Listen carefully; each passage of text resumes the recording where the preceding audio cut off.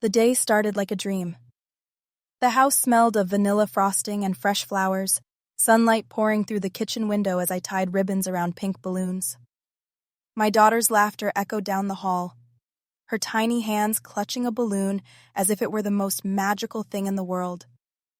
I wanted everything to be perfect for her, because deep down, I wanted her to feel what I never did: unconditional love, surrounded by family.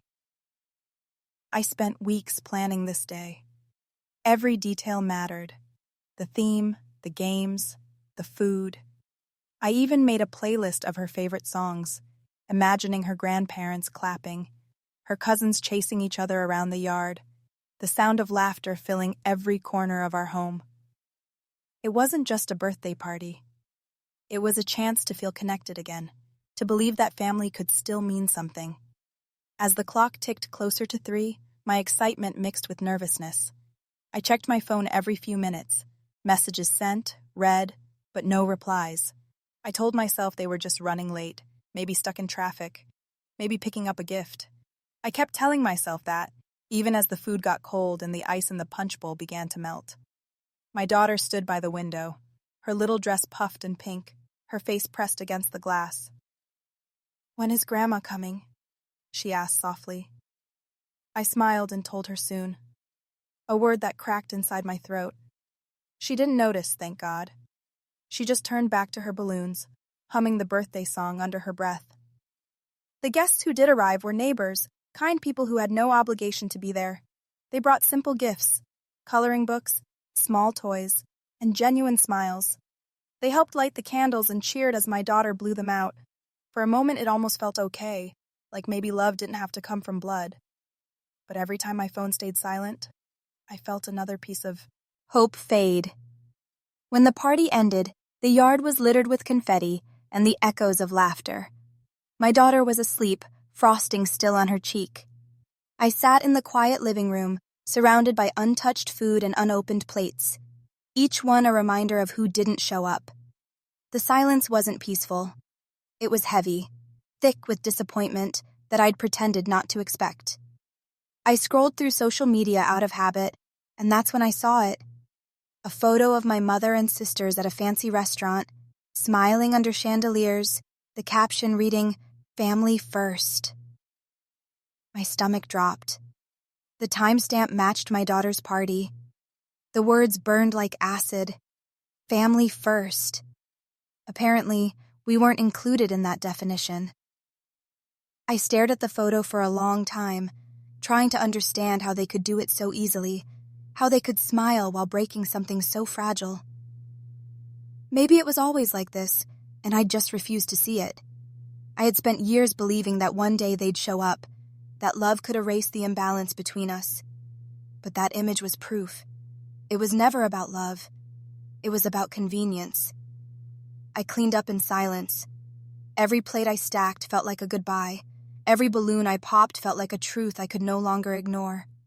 My daughter's laughter from earlier still lingered faintly in the air, and that sound was the only thing that didn't hurt. It reminded me that she had fun, despite everything, and that maybe that was enough for now. When I finally sat down, I looked at the empty chairs and realized they'd been empty for a long time, even when occupied. I had built this idea of family in my head, patched together by hope and habit. But that day, surrounded by silence and leftover cake, I stopped pretending that the people who hurt you the most were obligated to stay in your life. It started years ago. Small requests that felt harmless at first. A few $100s here, a quick transfer there. Just until payday, my mother would say, her voice trembling with practiced guilt. I told myself it was what good daughters did. You help your family, you don't ask questions, you don't keep score. Back then, I thought love was measured in sacrifice, not boundaries. Then it became routine. My phone would buzz, and even before I looked, I knew it wasn't to ask how I was doing. It was always the same: a new crisis, an unexpected bill, a broken appliance, a missed payment. The words, "You're the only one we can count on," began to sound less like gratitude and more like a command. I became their safety net, not their family. My sisters joined in too. "You're doing better than us," they'd remind me whenever I hesitated. They'd send crying emojis, long voice notes, and guilt-laced messages about how hard things were. If I ever suggested budgeting or planning, they'd accuse me of thinking I was better than them. Somehow, caring about my own stability became selfish in their eyes. Family dinners turned into subtle interrogations about my finances. "How much do you make now? Did you get that raise? You must be doing great." Every compliment carried a hidden expectation. My achievements weren't mine, they were theirs to collect from. I was no longer a daughter or a sister. I was an investment that kept paying out. I started noticing the pattern, the way they'd treat me sweetly for a few weeks before another emergency arrived. The warmth, the sudden interest in my life, the casual check-ins, all leading up to the same request. It wasn't affection, it was strategy, and I fell for it every time, convincing myself that this time it was real. I'd cover their bills while ignoring my own dreams. The vacation I wanted to take, the class I wanted to enroll in, and the savings I wanted to build, all postponed for another round of helping out. Each time I told myself it was temporary, that eventually they'd stop needing me so much. But need was never the problem. Entitlement was.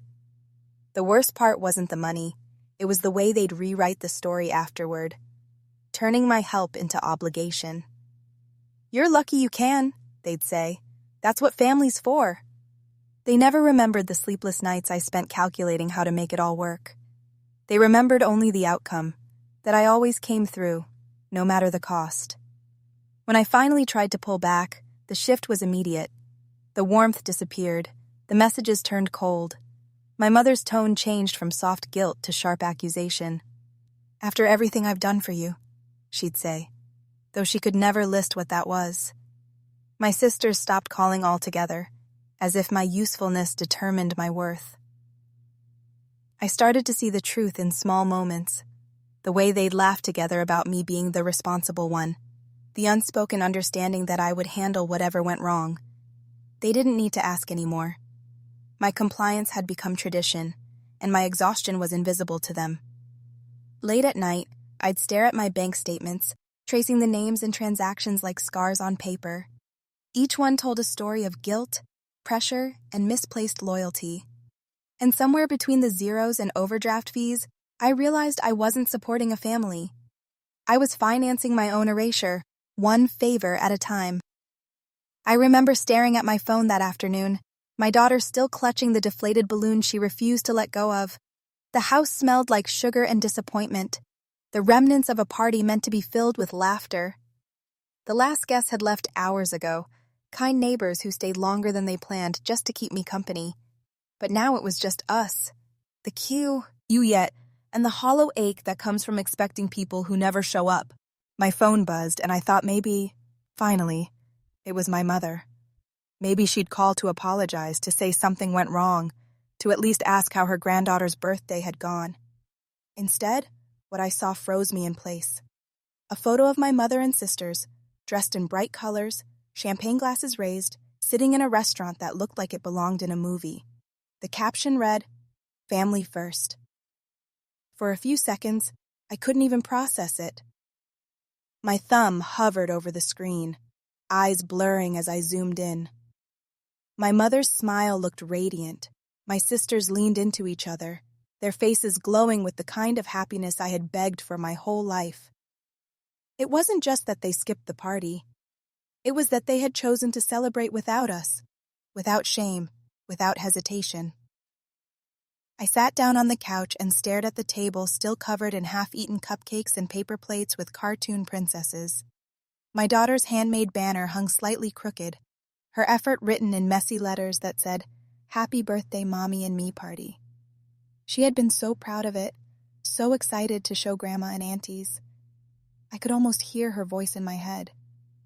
"They're coming, right?" My chest felt heavy, not from anger, but from realization. This wasn't forgetfulness. It wasn't miscommunication. It was clarity. For years, I had excused their absence with stories I told myself. that they were busy, tired, struggling, or misunderstood. But now, I had proof. They had time. They had energy. They just didn't have it for me. I opened the comments under the post, and it only made it worse. People writing things like, "Beautiful family," and "You all look amazing together." The same people who used to attend our family gatherings, who believed the lie that we were all close. They had no idea that at that very moment, my daughter was sitting in her room, still waiting to show her Grae, NDMA, her new dollhouse. I scrolled through more photos. Another one of my sister cutting into a dessert, my mother clapping, my other sister raising a toast. I could almost hear their laughter, the kind that used to comfort me but now sounded cruel. I wondered if they even remembered what day it was. I wondered if they cared. Then I realized it didn't matter. Whether they remembered or not, the message was the same. We weren't their priority. I sat there for a long time, phone still in my hand, screen slowly dimming. The sound of my daughter singing softly to herself from her room broke through my thoughts. She was content, happy in her own little world, untouched by the truth I'd just seen. I envied her innocence, her ability to love without doubt. I knew that wouldn't last forever, and the thought broke my heart all over again. That night, after she went to sleep, I deleted every message thread with my mother and sisters. Every, "Can you help me?" Every, "Just this once." Every, "You're the only one we can count on." It felt strange, like erasing ghosts. I sat there, phone in hand, realizing that I had spent years trying to earn a place in a family that had already decided I didn't belong. The post stayed up for days. I didn't comment, I didn't text, I didn't explain. I just let their smiling faces sit there for the world to see. Proof that sometimes the people who preach family first are the ones who taught you what loneliness really feels like. It started with a phone call I didn't even answer. My mother left a cheerful voicemail, the kind that sounded loving on the surface, but always carried something sharp underneath. "Just calling to say thank you again, sweetheart. You really made this happen." I frowned, confused. Made what happen? I hadn't done anything lately that required thanks. Not for them, anyway. Later that night, I found out what she meant. My cousin tagged me in a story. A glittering ballroom, chandeliers glowing, girls in designer dresses dancing under a giant banner that read, "Happy Sweet 16, Lily." My sister, my baby sister, spinning in a gown that probably cost more than my car payment. And then I saw it, printed right on the event banner at the entrance, sponsored by my name. I froze. At first, I thought it was a mistake. Maybe it was symbolic. Maybe they'd used my name as a joke or as part of some family thank you. But as I scrolled through the posts, it became clearer. This wasn't symbolic. It was financial. They were thanking me for paying for an event I hadn't even known existed. I logged into my email, my stomach twisting. There it was, a charge for nearly $15,000 from an event planning company I'd never hired. The note attached to the transaction read, "Family sponsorship confirmed. My name, my job title, my card, all used without permission." It felt like the air left the room. I stared at the screen, my hands shaking, replaying every conversation I'd had with my mother and sisters over the past few months. The vague, "Don't worry, we'll handle it" comments. The fake humility in my mother's tone whenever she said, "You've always been the successful one." I had thought she was proud of me. Now I realized she'd just been grooming me to be their wallet. I could see my sister in every photo, her smile glowing, surrounded by people clapping, toasting, laughing. Not one of them knew that her amazing sister had no idea she'd been turned into a financial sponsor against her will. My stomach twisted as I read the comments. "You're so lucky to have a sister like her. She must love you so much to do this." I couldn't even bring myself to respond. That night, I went through my financial statements like a detective on autopilot. More charges, small. Lear ones dating back months. Boutique stores, beauty appointments, catering services, all of them tied to the same pattern. My name, my card, their indulgences. I sat there realizing that while I was working overtime to keep my bills paid, they were living luxury on my silence. I replayed every conversation with my mother where she'd said, "You're doing so well, sweetheart. You're so blessed." Every time she'd said it, I'd smiled, thinking it was love. But it wasn't. It was entitlement wrapped in affection. They never asked because they never thought they had to. I tried to imagine confronting them. My mother's voice would turn wounded. My sister would cry. My other siblings would say I was making a big deal out of family matters. They'd twist it like they always did. Make me feel like the ungrateful one, the dramatic one, the cold one. That's how it always worked. But sitting there, staring at the receipts, I didn't feel guilt this time. I felt something colder, clearer, understanding. They hadn't just stolen my money. They'd stolen my trust, my identity, my name. And somehow, they'd done it with the confidence of people who truly believed I existed for no other reason than to make their dreams come true. It was quiet that morning. Too quiet. My phone sat face down on the counter, vibrating with messages I didn't need to read to understand. I already knew the tone. Guilt, urgency, the same blend of "we love you" and "you owe us." My mother had sent another request on Venmo, this time labeled "family help."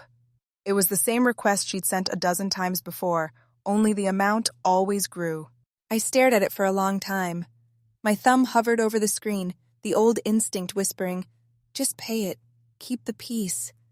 That's how it always went. I'd send money, she'd send heart emojis, and I'd spend the night wondering when love had turned into a transaction. But something inside me shifted that day. Something small, but powerful. I was done buying their approval. I opened Venmo, took a deep breath, and typed in the smallest amount possible, $100. I could almost hear her gasp already.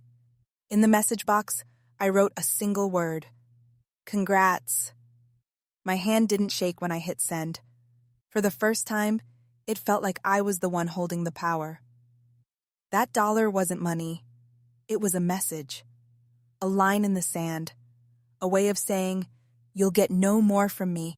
No explanations, no breakdowns, no guilt-laced lectures, just silence and a boundary, crisp and final." It was freedom disguised as pettiness, and I didn't care if she understood it or not. Within minutes, my phone buzzed again. 5 missed calls, 2 texts from my sister, 1 from my aunt. What's this supposed to mean? Are you joking? You're being dramatic again. I didn't respond. I just turned the phone over and walked away. Their confusion was the sound of their control cracking. That single act, $1 and 1 word, felt louder than every argument I'd ever had with them. It said everything I'd been too afraid to say out loud, that I was no longer their provider, that their endless taking had drained me of more than just money, that I wasn't their ATM. I was a person. All day, I expected the guilt to creep back in, that familiar ache that made me feel like a bad daughter. But it didn't. Instead, I felt light, unburdened, like I'd just peeled off a label that had been stuck to me for years. I realized I'd been financing not just their lives, but their illusion that I existed only to serve them when I finally checked my messages that night. I saw what I'd expected: anger, confusion, and silence. But underneath that silence, I could feel it. The shift. They knew I meant it this time. The dollar had spoken louder than any apology or explanation ever could. I didn't block them. I didn't delete their numbers. I didn't need to. I just didn't answer anymore. I stopped explaining, stopped defending, stopped proving my worth through generosity. That one small act had already rewritten the story. And as I lay in bed that night, phone silent for once, I smiled. Not because they understood my message, but because I finally did. That single dollar wasn't rejection. It was a beginning.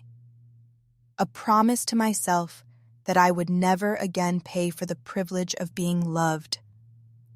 The pounding on the door started before sunrise, frantic, sharp, and familiar. I didn't even need to look through the peephole to know who it was. My mother's voice carried through the wood, high and furious, with my sister's echoing right behind her. "Open this door right now!" she yelled, as if her tone alone could still command me the way it used to. But I didn't move. I stood there, calm, heartbeat steady, phone in my hand, waiting. They shouted my name again, accusing, desperate, the kind of shouting that once made me crumble, that once made me apologize just to stop the noise. But not this time. I had spent too many years living under their storms. I had learned that silence could be stronger than any argument. Then came the threats. "We'll call the police. You can't treat family like this." My mother's words carried that old manipulative tremor, the same voice that once guilted me into wiring money I didn't have, into saying yes when I should have said no. This time, I almost laughed. I had nothing to hide, nothing to fear. Let them call. When the flashing lights finally hit the driveway, I opened the door, slowly, deliberately, my face calm, my voice steady. The officers looked between us, confused by the chaos. My mother started talking fast, painting herself as the victim, spinning the same story she always had. But when they turned to me, I just said, "I told them not to come here." There was a quiet after that, a heavy, thick kind of silence that filled the whole space. For the first time in my life, my calmness unsettled her more than her anger ever could unsettle me. She stuttered, her words collapsing as she realized the old tricks didn't work anymore. The officers nodded, asked a few routine questions, then told them to leave. I stood in the doorway as they backed down the steps, still sputtering excuses, still trying to turn guilt into leverage. But something had changed. In me, not them. I didn't feel that pull to fix things, to smooth it over, to make peace at my own expense. I felt something else entirely. Freedom. My sister turned once before getting into the car, eyes full of disbelief. She'd never seen me like this. Composed, unshaken, detached. I didn't flinch, didn't look away. She wanted a reaction, and I refused to give her one. That was the part that scared them most. Not my words, but my silence. As their car disappeared down the street, I closed the door softly. No slamming, no shouting, no tears. Just a final click of the lock, the kind that sounded more like closure than protection. My house felt different, lighter, quieter, like it finally belonged to me. I leaned against the wall, breathing in that stillness. No more chaos leaking through my phone. No more manipulation disguised as love. No more emergencies designed to pull me back in. For the first time, I realized that peace doesn't come from avoiding confrontation. It comes from surviving it. And standing there, he were steady. I understood something I'd never grasped before. I didn't have to win the argument. I just had to stop participating in it. She sat on the edge of her bed, clutching her favorite stuffed bear, her eyes searching mine for answers I didn't know how to make gentle. The house was quiet. Too quiet, except for the soft hum of her nightlight. She didn't cry, but I could tell she wanted to. Kids always sense when something's wrong, even when you try to protect them from it. When she asked, "Why didn't Grandma come this time?" My throat tightened. I'd prepared myself for this question, yet hearing it aloud cut deeper than I expected. How do you tell a child that the people who are supposed to love you unconditionally sometimes only love you when it benefits them? I took a breath and said softly, "Sometimes love isn't what it's supposed to be." She tilted her head, confused, her little brow furrowing as she tried to understand. I wanted to give her a version of the truth that didn't scar her, one that made sense in her world of bedtime stories and birthday wishes. But there's no easy way to explain betrayal when it comes from family. I tucked a strand of hair behind her ear and told her, "It's not your fault, and it's not mine either." She asked if she did something wrong. That question shattered me. I shook my head, tears threatening to fall, but I forced a smile. "No, baby, you didn't do anything wrong. Some people just forget how to love the right way." The words felt too heavy for her age, but I needed her to know that she wasn't to blame, that being treated poorly is never something you earn. We sat in silence for a while. She leaned into me, resting her head against my chest, and I could feel the rhythm of her heartbeat, steady and warm. In that moment, I realized she was my reason for walking away, my reason for breaking the cycle. I wasn't just protecting myself, I was protecting her from ever believing that conditional love was normal. I told her stories of us, the two of us baking cupcakes in the kitchen, building pillow forts in the living room, laughing until we cried. I reminded her of all the small, beautiful things that were real, the kind of love that didn't demand or drain. Her eyes lit up a little, and I knew she was starting to see that family doesn't have to mean pain.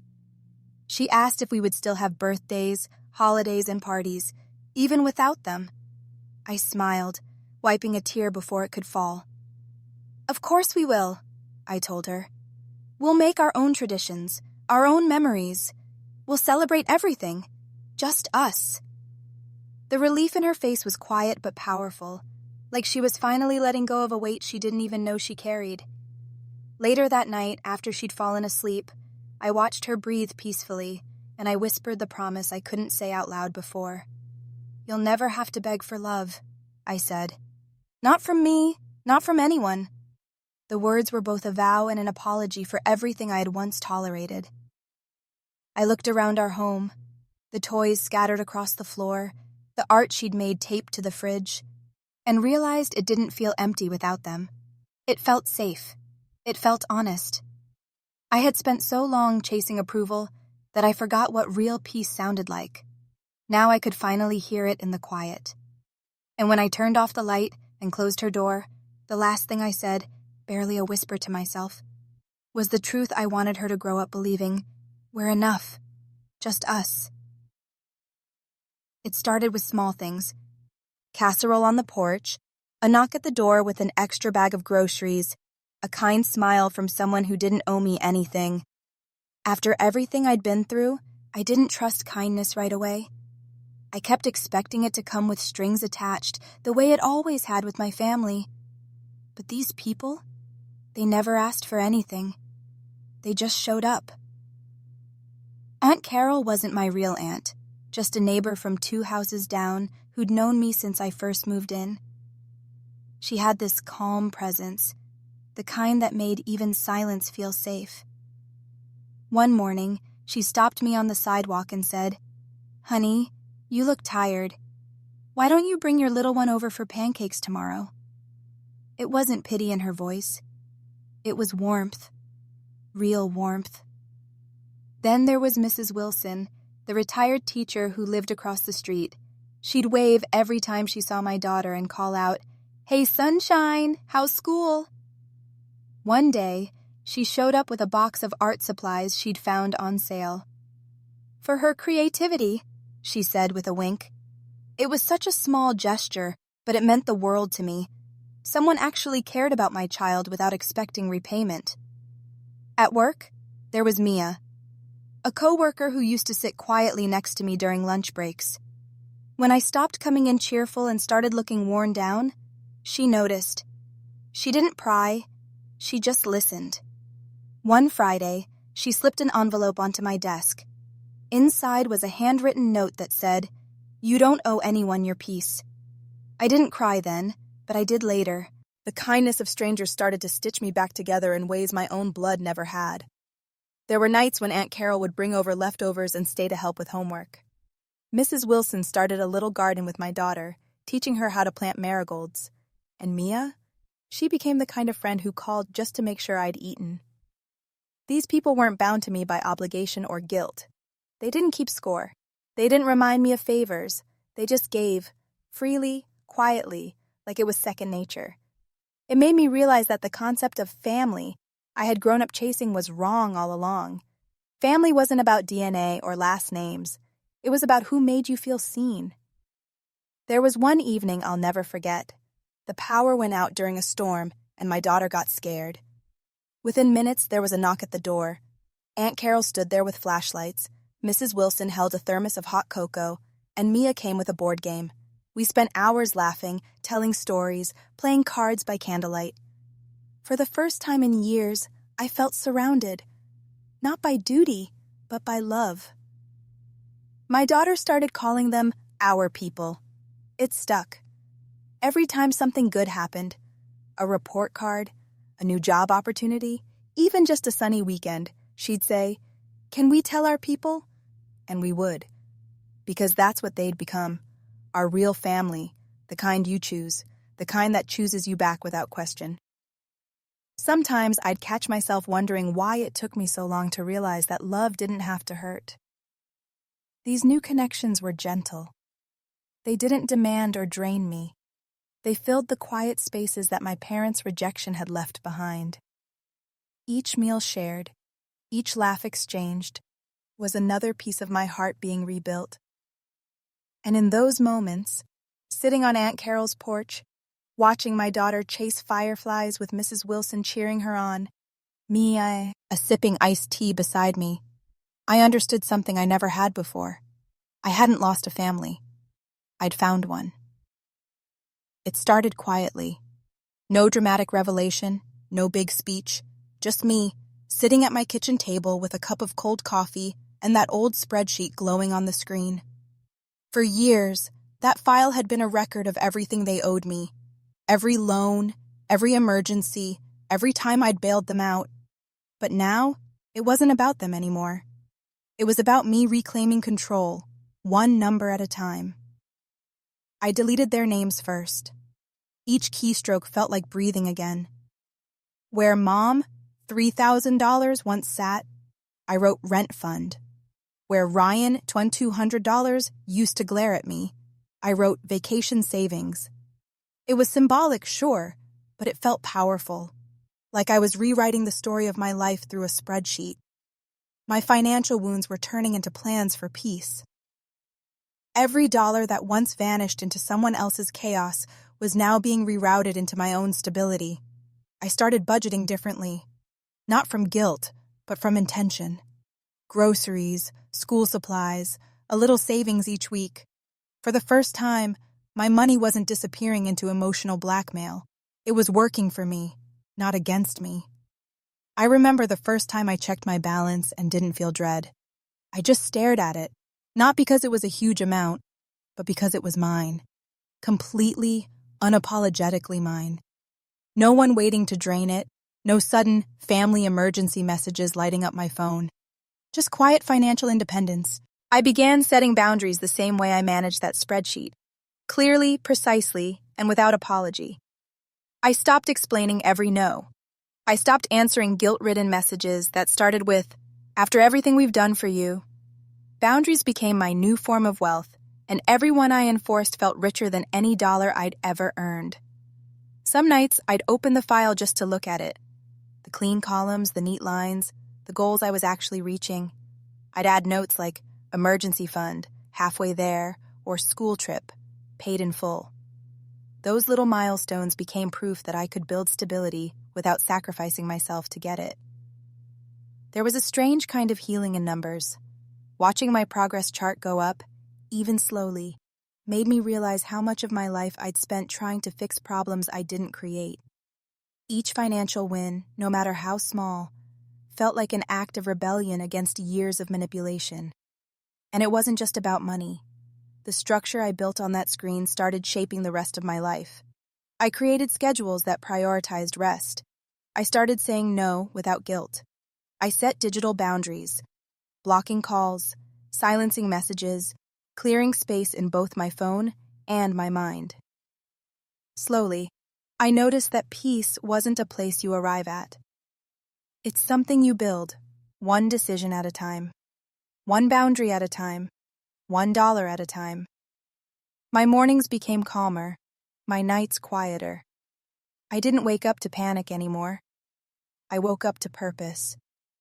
And that spreadsheet, once a painful reminder of everything they'd taken, now glowed softly on my laptop like a promise. Each tab, each entry, each careful adjustment was a declaration that I was finally rebuilding my life, not around guilt or obligation, but around freedom. The mornings feel different now. There's a lightness in the air that used to be missing, a kind of quiet joy that hums throughout. Oh, the house! I hear my daughter laughing in the kitchen, her voice rising and falling with that carefree rhythm only children have when they feel safe. That sound used to break my heart because I knew it was something I couldn't always give her. Now it fills me with peace. It reminds me that we made it through. When she laughs, it's not the forced kind. Not the one she used to put on during family gatherings when she sensed tension but didn't understand it. It's real now, bubbling from a place of comfort and trust. I stand by the doorway sometimes just to listen, memorizing it like it's a song I never want to forget. That laughter means freedom, hers and mine. The walls of our home, once heavy with silence and shame, now echo with warmth. There are drawings taped to the refrigerator, mismatched pillows on the couch, and the scent of cookies that never quite turn out perfect. It's not a mansion, not picture perfect, but it's ours. Every imperfection feels earned, every corner filled with peace instead of pressure. My daughter doesn't flinch when the phone rings anymore. For so long, she associated that sound with arguments, guilt, or another urgent family demand. Now, it's just her friends calling to plan movie nights, or my coworkers checking in.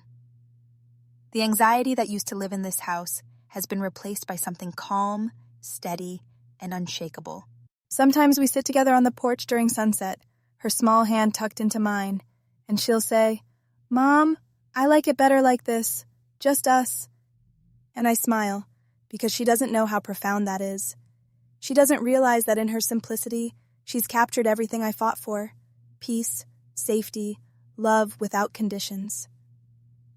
There are people who come by now and then, our little circle of chosen family. Aunt Carol drops off homemade soup. Mrs. Wilson brings flowers from her garden. Mia swings by with coffee and stories from work. They don't come out of obligation. They come because they care. My daughter greets them with open arms, calling them by name, knowing that these are the people who truly show up. The love in our home feels lighter now, more honest. I don't have to perform or prove anything. I don't have to beg for affection or brace for disappointment. Every "I love you" that leaves my mouth feels real, because it comes without debt, without guilt, without fear of being used. It's just love, pure and simple. I used to think family meant forever, no matter the cost. I thought blood tied us together, that obligation was love. But standing here now, watching my daughter spin in circles on the living room rug, her laughter echoing off the walls, I know better. Family isn't who shares your DNA, it's who stands beside you when everyone else walks away. The house feels alive again, not with perfection, but with presence. There's music playing softly most evenings, sometimes her favorite songs, sometimes mine. We dance in the kitchen, burning dinner, laughing until tears roll down our cheeks. And every time I catch her smiling up at me, I realize that love doesn't need approval to be real. It just needs to be safe. And when I look around at the life we've built, modest, peaceful, and ours, I feel something I never thought I would again: contentment. The kin, that doesn't come from having everything, but from finally having enough. Enough love, enough peace, enough truth. Because the ones who show up, stay. And that's all the family will ever need.